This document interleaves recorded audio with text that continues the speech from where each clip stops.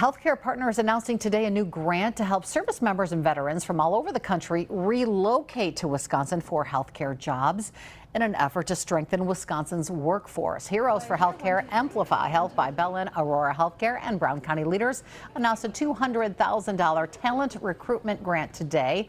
The money comes from the Wisconsin Economic Development Corporation to attract medically trained veterans from outside the state for healthcare roles. Ideally, the grant would help fund 20 new people, including 10 military medics and corpsmen who can go to work while they go to school. We have all these veterans who are medically trained that we're not utilizing this phenomenal resource that we have of skills, talent, and ability. And instead we let them say that what they did in the military doesn't matter. Here, they need to have a license. So we've created a pathway for them to get into that and serve as they come home. Under the plan, service members would continue to serve while also filling critical health care needs.